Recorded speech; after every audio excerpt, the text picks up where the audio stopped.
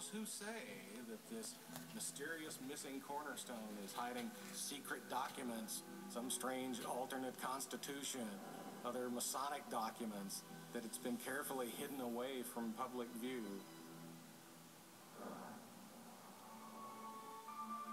Washington and fellow Freemason L'Enfant were also responsible for designing the Federal Triangle, an area with specific geometrical symbols built into the street plans of Washington, D.C.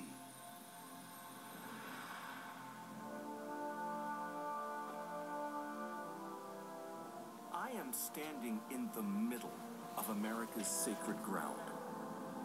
I have the Washington Monument right behind me, the Statue of Libertas on top of the Capitol Dome to my right.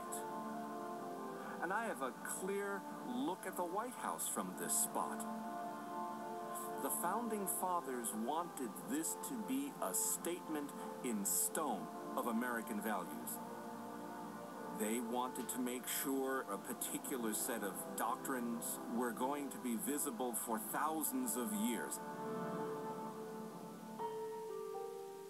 Pierre Charles L'Enfant realized that this triangle of three buildings was really key to establishing the new order of America. So therefore it's central to everything. There are symbols hidden in the layout of Washington, D.C. First you had a grid, horizontals, verticals. Then you had the streets on angles. When you start laying angles over top of grids, you're going to come up with all kinds of symbols. The Masonic symbols are everywhere, like signposts. It says, "We are announcing the birth of our new order." Further investigation reveals another occult symbol traced directly into the streets of Washington, D.C. A pentagram. And its southernmost tip points directly to the White House. One of the recurrent occult symbols that you'll find within Freemasonry is the pentagram, the five-pointed star. People look at the pentagram today and they think there's something sinister about it. That wasn't the intent at all. They're saying, this is our house, and this is our world, and from this command base, from this Washington, D.C., from this square, we're going to launch global domination. But why did the Founding Fathers weave Freemasonic symbols into the design and layout of the nation's capital? Were they sending a coded message? And if so, to whom? I mean,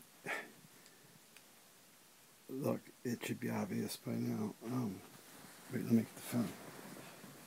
So, hold on.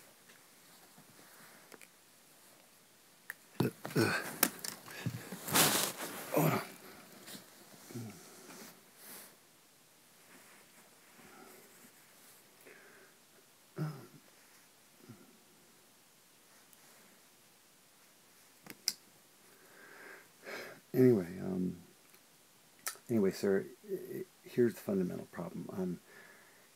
In my disclosure to you of all of the relevant details regarding the organization's activities, the breadth and depth of detail that I provided to you in what I thought was an orientation meeting, and we had passed the point of consideration whether you wanted to be part of the organization, because as I tried to indicate to you at our first meeting, that it's not really an optional situation if you have an interest in securing or preserving the formidable wealth you just acquired by going public. So, and I know you've used the word extortion or blackmail, and I guess on a fundamental level perhaps it is, except the problem is that you'll find no remedy.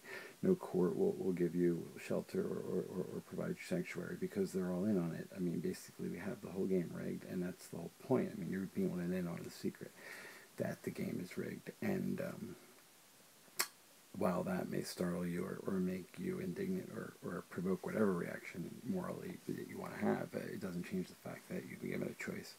And if you choose not to be part of the organization, the problem exists that you have been exposed to certain intellectual assets that you do not have the right to, or should not have had the right. And I have, I certainly will pay for my end of the problem, but I'm afraid you really have to perhaps reconsider your choice for both the sake of both of us, frankly.